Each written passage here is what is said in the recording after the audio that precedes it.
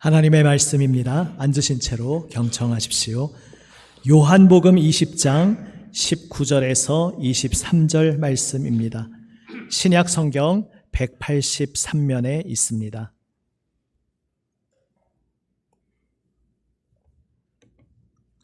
신약 성경 183면 요한복음 20장 19절에서 23절 말씀, 제가 말씀을 받들어 읽습니다. 20장 19절입니다. 이날 곧 안식 후 첫날 저녁 때에 제자들이 유대인들을 두려워하여 모인 곳의 문들을 닫았더니 예수께서 오사 가운데 서서 이르시되 너희에게 평강이 있을지어다. 이 말씀을 하시고 손과 옆구리를 보이시니 제자들이 주를 보고 기뻐하더라. 예수께서 또 이르시되 너희에게 평강이 있을지어다. 아버지께서 나를 보내신 것 같이 나도 너희를 보내노라. 이 말씀을 하시고 그들을 향하사 숨을 내쉬며 이르시되 성령을 받으라. 너희가 누구의 죄든지 사하면 사하여질 것이요 누구의 죄든지 그대로 두면 그대로 있으리라 하시니라. 아멘. 아버지 하나님, 신실하신 사랑으로 저희의 모든 삶을 인도하시고 또 이렇게 거룩한 주일 아버지 임재 앞에 엎드려 주님 생명 말씀 듣게 하시니 감사합니다. 주님께서 불러주신 사랑하시는 딸, 사랑하시는 아들, 이 시간 생명 말씀, 예비하신 생명 말씀을 들려주시고 저희의 속사람을 새롭게 강건하게 하여 주시옵소서. 세우신 말씀의 종을 성령님 붙드시고 아버지의 말씀을 순전하게 담대히 전하게 하여 주시옵소서. 주님 사랑하시며 부르신 주님의 백성들 한 사람 한 사람 주님 손길로 어루만져 위로하여 주시고 주님 사명의 말씀으로 강건케 무장시켜 주시옵소서. 우리 구주 예수 그리스도의 이름으로 기도드립니다. 아멘. 할렐루야. 아멘. 추석 명절을 앞두고 있습니다. 감사의 계절입니다. 이 계절을 맞아 주님께서 우리에게 베푸신 크신 은혜를 다시 한번 곰곰이 돌아보고 마음속 깊이 새기며 하나님께 넘치는 감사의 고백이 풍성한, 그래서 그 감사의 고백 가운데 우리에게 더욱 허락하시는 주님의 놀라운 결실, 생명의 결실 가득 받고 누리는 우리 모두 되시기를 주님의 이름으로 축복합니다. 아멘. 복음 공동체 선교라는 세 가지 큰 주제 방향성 속에서 계속 말씀을 나누고 있습니다. 그 세 가지 주제에 대한 6가지 개요 말씀을 나눈 후에 두 주간 걸쳐서 복음과 공동체의 관계성에 대해서 좀 나누었습니다. 오늘은 선교에 대해서 나눕니다. 선교가 무엇이겠습니까? 선교라는 우리 한자어로 번역한 이 단어의 한자 글자를 보면 가르침을 베푼다, 펼친다, 이런 뜻임을 알 수 있습니다. 그러니까 기독교적으로 말하자면 복음의 가르침을 펼치는 것이 선교라 할 수 있습니다. 맞습니다. 마태복음 28장에서 나의 모든 가르침을 가르쳐 지키게 하라 말씀하신 그 말씀을 잘 반영하는 번역이라 할 수 있습니다. 그런데 또 선교에 가장 원초적인 어떤 본질이 있습니다. 선교, 가르침 속에 결국은 들어있는 것이겠지만 선교라는 글자만으로는 다 담아내지 못하는 가장 원초적인 선교의 본질, 핵심이 있습니다. 그것이 무엇이겠습니까? 영어로는 선교를 미션이라고 합니다. 미션을 보통 세상적으로 번역할 때는 임무, 사명 이렇게도 나타냅니다. 이 단어들의 공통점이 있는데 무언가 임무를 주는 분이 있고 또 그 임무를 받아서 그것을 나가서 수행하는 이가 있다는 그런 전제의 단어가 임무, 사명입니다. 이것은 영어 미션이 라틴어 미시오에서 왔기 때문인데 미시오라는 단어가 보내다, 파송하다라는 뜻의 단어입니다. 그러니까 미시오, 선교의 원초적인 본질에 무엇이 빠질 수 없냐 하면 보내시는 분이 있고 보냄받는 자가 있고 보냄받은 자가 그 보내시는 분으로부터 받은 명이 있다는 것입니다. 그것이 미시오라는 선교라는 단어에 들어있는 핵심 요소입니다. 보내시는 분은 하나님 아버지십니다. 하나님 아버지께서 누구를 보내셨습니까? 1차적으로 바로 독생자 예수님을 보내셨습니다. 복음서 가운데 요한복음에서 특별히 예수님의 이 말씀에 아주 초점을 맞춰서 집중적으로 계속 반복해서 전합니다. 예수님께서 공생애 가운데 무엇을 계속 말씀하시냐 하면 아버지께서 나를 보내셨다. 이 말씀을 계속 하십니다. 요한복음 한번 통독하시면 굉장히 반복적으로 나오고 있는 것을 발견하실 수 있습니다. 아버지께서 아들을, 하나밖에 없는 독생자를 보내셨습니다. 이것이 선교의 본질입니다. 그렇다면 아들을 보내셔서 무엇을 하도록 명하셨습니까? 아들 그 존재 자체가 바로 그 내용입니다. 다시 말해서 아들을 보내셔서 무엇을 하게 하셨냐 하면 세상을 위해, 우리를 위해 아들 그 자신을 바치도록, 내어주도록 하셨습니다. 그러니까 선교란 아들 예수님이 아버지 하나님의 보내심을 받아서 우리에게 그분 자신을 내어주시는 것, 이렇게 말할 수 있습니다.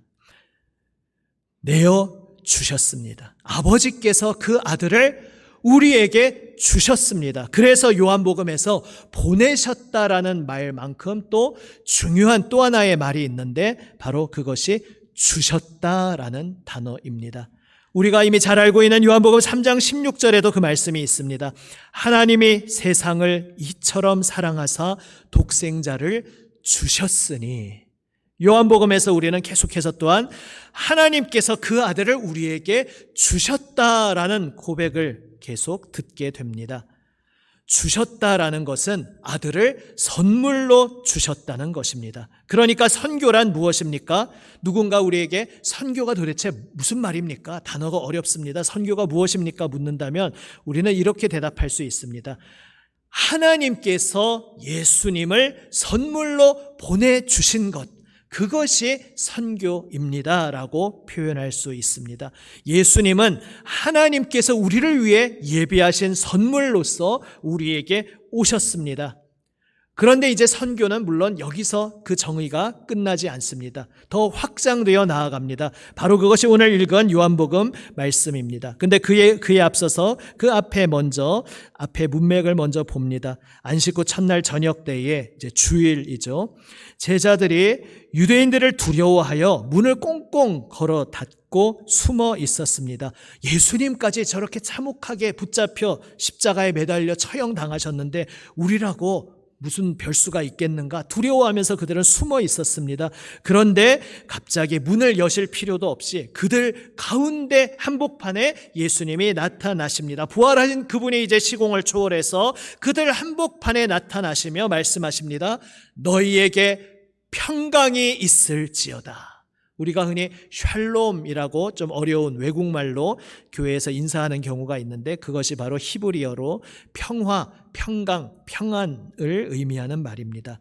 샬롬은 구약 신약 전체를 꿰뚫고 있는 아주 중요한 핵심 말씀입니다. 하나님께서 우리에게 샬롬을, 평화를 주기를 기뻐하시는 하나님이십니다. 그것은 세상에서 흔히 생각하는 전쟁이 없는 상태라든지 우리 속에 어떤 부딪히는 갈등이 없는 상태라든지 그러한 소극적인 의미에 그치지 않습니다. 성경에서 말씀하는 샬롬, 평화는 적극적으로 우리 모든 관계가 온전한 화목과 사랑으로 이어져 있는 상태, 이것을 성경에서 평화, 샬롬이라고 합니다. 뿐만 아니라 창조주이신 하나님과 피조물인 우리 모두가 온전히 화목한 관계로 그 관계가 아름답게 회복되어 있는 상태. 그래서 하나님께서 모든 피조물을 보시며 보시기에 심히 좋았더라. 바로 창세기의 그 말씀으로 말씀하시는 그 상태가 샬롬, 평화입니다. 이제 부활 승리하신 예수님께서 온 세상을 그 평화로 초청하고 계십니다. 그래서 두려워하여 숨어있는 제자들에게 오셔서 너희에게 평강이 있을지어다 말씀하십니다. 비록 세상의 위협은 여전히 기세등등합니다. 세상 속에서 닥쳐오는 고난은 여전히 존재하고 있습니다. 그러나 우리는 평강을 선물로 받은 사람들입니다. 이 평강은 그저 사람의 듣기 좋은 희망사항, 사탕발림의 말이 아니라 예수님께서 생명을 내어주시고 예수님께서 죽음의 권세를 깨트리시고 부활 승리하셔서 온전히 이루어내신, 성취하신, 가져오신 결코 누구도 흔들 수 없는 굳건한 평화입니다. 그리고 그 평화를 이루신 주님께서 우리에게 평강이 있을지어다 말씀하십니다.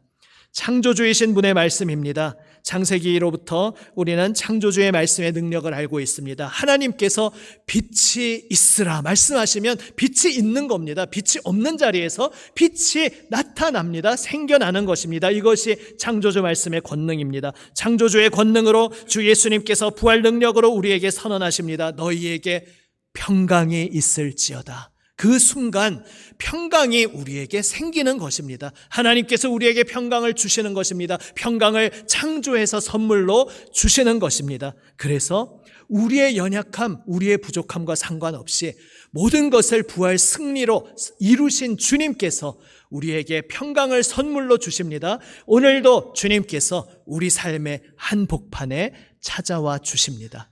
우리도 좀 형국이나 결은 다르지만 두려움 속에 어쩌면 문을 닫아 걸고 살아가는 그러한 때가 있을 수 있습니다. 이 두려운 세상 속에서 내 힘으로 어찌할 바 알지 못해서 무언가 잘 모를 때에는 치기 어리게 이리저리 들이받기도 하고 시도해 보기도 하다가 번번이 좌절하고 실패하면서 내가 뭐 해봤자 안 되는구나 하면서 그저 낙심하고 주저앉고 모든 시도를 포기하고 가만히 있는 게 그냥 절반은 가는 거다. 어쩌면 그런 삶을 우리가 살아갈 수도 있습니다. 말하자면 문을 닫아 걸고 숨어 있는 것입니다. 바로 그러한 우리의 삶의 한복판에 주님께서 찾아오십니다. 그리고 창조주의 권능으로 우리에게 평강이 있을지어다 말씀하십니다. 우리에게 평강이 있으라 말씀하셨기에 이미 우리에게 평강을 주셨다는 것을 믿음으로 아멘으로 응답하시기를 바랍니다. 아멘.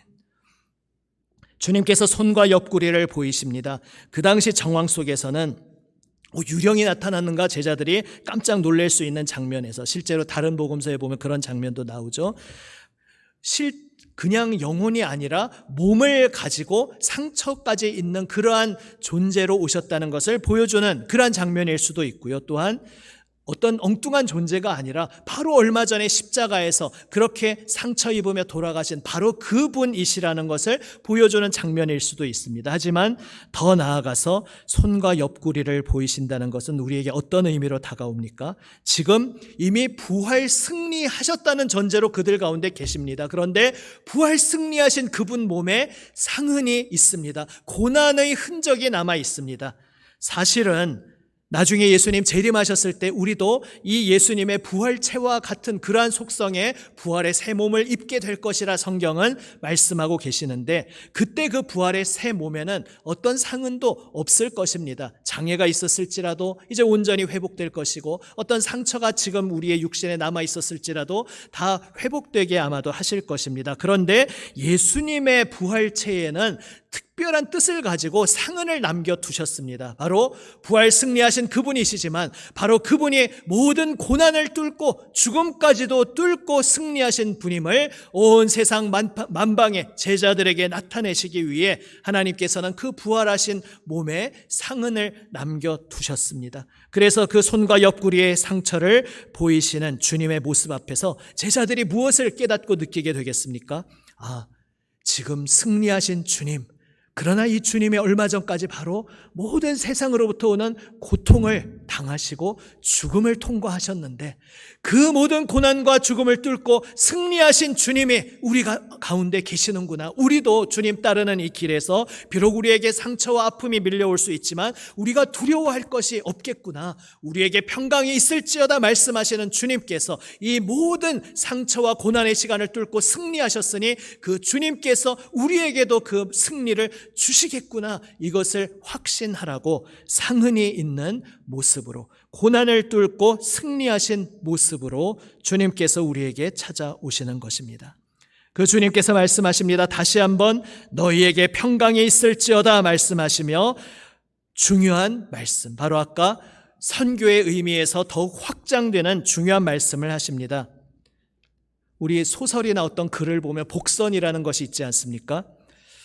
앞에서 어떤 말을 의미심장하게 해놓는데 그게 무슨 의미인지 그 부분에서는 알지 못하지만 나중에 결말 뒤에 가서 무언가 그것과 연결되어서 매듭짓는 어떤 말이 나오면서 지금 이 얘기를 하기 위해서 앞에서 그러한 이야기들을 복선을 깔아 놓았구나 이렇게 이야기합니다. 요즘 쓰는 비속어로는 떡밥이라고들 또 많이 표현을 합니다. 그런데 지금 요한복음의 전체 흐름 속에서 하나의 이 복선이 완성되는 장면을 보게 됩니다. 주님께서 계속해서 앞에서 아버지께서 나를 보내셨다, 아버지께서 나를 보내셨다 말씀하셨는데 그것이 그것으로 끝난 것이 아니라 이제 우리들에게 확장되는 것을 오늘 본문 말씀에서 보게 됩니다. 21절 후반부에서 예수님 제자들에게 말씀하십니다. 아버지께서 나를 보내신 것 같이 나도 너희를 보내노라. 아멘. 놀라운 말씀을 하십니다. 선교는 1차적으로 아버지께서 독생자를 보내어 주신 것, 바로 그것이었는데 그 독생자를 주심으로 우리가 멸망치 않고 그분의 은혜 안에서 영생을 얻게 하시기 위해 아들을 보내주신 것이 1차적 선교였는데 이제 그것으로 끝나는 것이 아니라 아버지께서 예수님을 보내신 것처럼 이제 예수님이 누구를 보내시는가? 바로 예수 믿는 그리스도인, 성도들, 제자들, 바로 우리 모두, 여러분 모두인 것입니다. 우리를 그렇게 보내신다 말씀하고 있습니다. 그래서 우리는 선교를 다시 이렇게 정의할 수 있습니다. 보내시는 분 예수님의 파송을 받아 그분의 제자 그리스도인 바로 우리가 세상으로 보냄 받는 것, 이것을 선교라 말할 수 있습니다.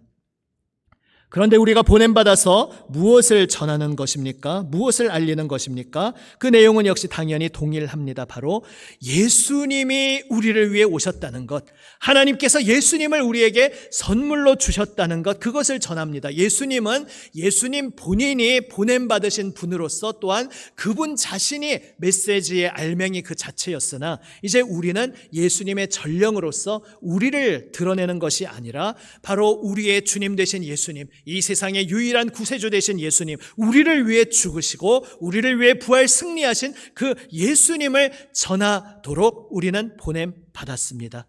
그런데 그저 우리가 전하는 전령만이 아니라 우리의 모든 삶을 내어주는 존재로 부름받았다는 데에서 예수님과 공통점이 있습니다.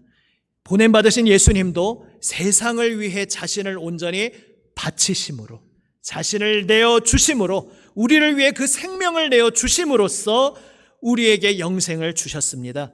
영생의 열쇠는 오직 예수님뿐이십니다. 우리를 위해 생명 내어주셔서 영생을 주시는 분은 당연히 예수님밖에 없습니다. 우리가 아무리 생명을 바친들 우리가 생명 바치는 그 자체가 누구에게 유익이 될 수는 없습니다. 그러나 이제 우리는 놀라운 자리로 부름받았습니다. 보내시는 분 예수님의 파송을 받은 자로서 예수님의 손에 붙들려 보냄받은 자이기에 우리가 나아가서 예수님이 선물입니다 입술로 고백할 뿐만 아니라 그 자리에서 나를 또 다른 한 사람에게 내어주도록, 또 다른 한 사람을 위하여 나의 삶을, 나의 생명을 내어주고 바치도록 우리는 보냄 받았습니다. 바로 여기에서 선교의 완성이 있습니다. 예전에 제가 한번 택배기사의 비유로 말씀드린 적이 있습니다.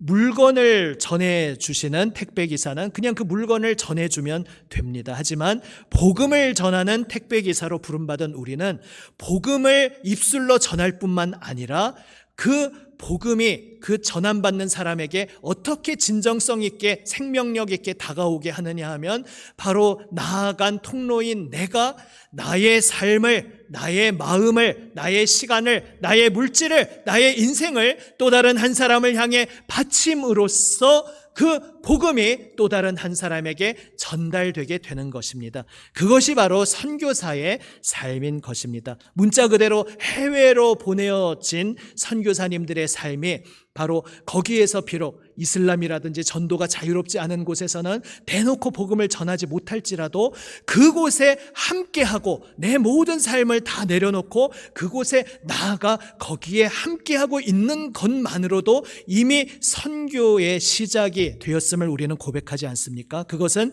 비단 문자적인 해외 선교사님에게만 해당되는 것이 아닙니다. 우리 그리스도인 모두가 선교사로 파송받은 존재입니다. 그래서 비록 내 국적을 넘어서 어떤 해외로 꼭 나가는 것이 아니라 할지라도 내가 살고 있는 그 삶의 자리가 바로 하나님께서 나를 그곳으로 보내신 지역이고, 그 자리에서 나는 보냄받은 자로서 나를 온전히 내어주고 바치는 그 삶을 통해 선교사의 사명을 감당하도록 우리 모든 그리스도인들이 보냄받은 것입니다.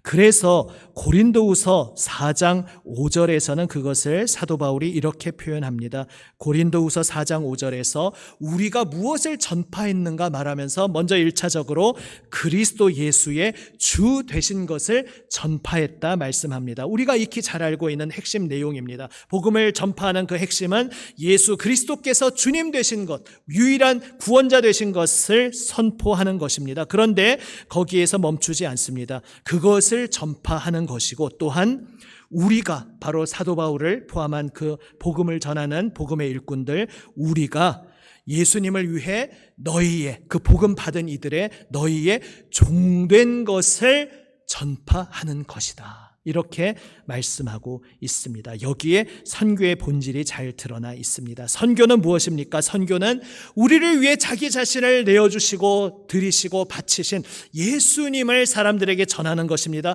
그런데 그 예수님을 비유적으로 표현한다면 배달하는, 전하는 우리가, 바로 우리가 나아가 그 한 사람의 종이 됨으로써, 그를 위하여 나의 모든 것을 내어줌으로써 그 복음이 전달되는 것이 바로 우리를 복음의 일꾼으로, 전도자로, 선교자로 보내시는 하나님의 오묘한 일하시는 방식인 것입니다.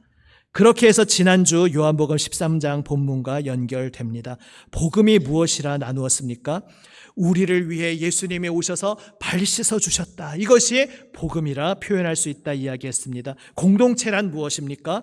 우리를 위해 발 씻어 주신 그 예수님의 섬김을 먼저 경험한 이들이 그 예수님의 명을 따라 먼저 서로 예수 알게 된 우리가 서로의 발을 씻는 것, 서로 섬기고 배려하고 용납하고 끌어안는 그 사랑을 실천하며 관계를 이루는 것이 바로 공동체라 말씀드렸습니다. 그렇다면 선교는 무엇입니까? 우리를 위하여 발 씻어주신 그 예수님께서 지금도 땅끝까지 나아가 모든 사람 한 사람 한 사람에게 찾아가셔서 그들의 발을 씻어주시기를 원하시는데, 바로 그 한 사람을 위해 예수님의 피 흘리시고 생명 내어주시는 사랑의 은혜를, 생명을 전하기를 원하시는데, 어떻게 그것이 전해지는가 하는 것입니다. 바로 우리를 보내셔서 우리가 땅끝까지 나아가, 우리의 모든 삶의 자리에 있는 땅끝으로 나아가, 누구도 관심 갖지 않고 누구도 주목하지 않는 그 우리 삶의 구석구석, 꼭 해외가 아니더라도 우리 대한민국, 내가 살고 있는 이 인천, 나의 삶의 그 모든 영역 속에서 누구도 눈여겨보지 않는 그 땅끝으로 나아가서 내가 그 한 사람의 발을 씻고, 내가 그 한 사람을 사랑으로 돌보고 섬기고 끌어안고 주목하고 존귀히 여기는 나의 발 씻는 그 자리를 통해 예수님께서 그의 발을 씻어주시는 것을 그 사람이 체험케 되는 것입니다. 바로 이것이 발 씻어주시는 예수님의 선교의 비밀인 것입니다. 그래서 선교란 한마디로 이렇게 표현할 수 있습니다. 예수님이 하나님의 선물로 오심으로써 이제 예수님의 부르심 받은 우리도 누군가에게 선물로 나아가게 되었다는 것입니다. 지난 세 가지 주제에 대해서 6주간 나눌 때 5번째 날 나누었던 그 선물이라는 주제가 바로 이것을 의미합니다. 우리는 누군가에게 선물로 주어진 존재입니다. 이것을 우리가 복음 안에서 날마다 더 깊이 깨닫고 깨달을 때 우리의 삶이 폭발적으로 변화됩니다. 우리는 복음을 믿고 하나님을 만나면서 하나님으로부터 위로를 경험합니다. 받습니다. 격려를 경험합니다. 그런데 그것은 그저 하나님이 나의 입장에서 나를 위로해 주셔서만 받는 위로가 아닙니다. 성경에서 말씀하는 궁극적인 위로, 궁극적인 격려는 어디에 있는가 하면 사명을 감당하는 데에서 경험하는 위로와 격려입니다. 바로 내가 하나님의 그 보내심, 예수님의 보내심에 순종해서 한 사람에게 나아가서 그 사람의 발 씻는 종으로 섬길 때에 예수님의 그 사명받은 자로서 선교자로서 일할 때에 그 자리에서 우리는 진정한 하나님의 위로, 하나님의 격려, 하나님의 칭찬, 하나님의 함께하심을 비로소 생생하게 경험할 수 있는 것입니다. 우리는 기억하시기를 바랍니다. 우리는 하나님의 선물로 누군가에게 주어진 존재입니다. 이제 가정과 일터와 우리 삶의 모든 자리, 또 우리 이미 믿음으로 고백하는 교회 공동체에서도 우리 인간의 연약함으로 인해서 여러 가지 부딪힘이 많이 일어날 수 있습니다. 사실 내가 누군가에게 사람 대접 받고 싶어 하는 것은 너무 당연한 인지상정 아니겠습니까? 내가 굉장히 무슨 귀한 대접을 받으려는 욕심을 내는 게 아니라 그냥 최소한의 사람 대우 받고자 하는 것은 잘못된 것도 아니고 나쁜 것도 아니고 이상한 것도 아닙니다. 그런데 우리 모든 인류가 하나님과 단절되어 있는 그 자리에서는 그 최소한의 욕구, 내가 좀 사람 대우를 받고 싶다라는 그 마음조차 각자의 중심 속에 있는 그것들이 사람들이 함께 모였을 때 그것들이 충돌을 일으키고 그것이 갈등을 일으키면서 사람 간의 관계가 사랑에서 오해가 빚어지고 다툼이 되고 미움이 되고 심지어는 한 종족과 한 민족이 다른 종족, 다른 민족을 말살시키고 생명을 빼앗으면서도 아무 죄책감을 느끼지 못하는 그러한 끔찍한 자리까지 나아가게 되었습니다.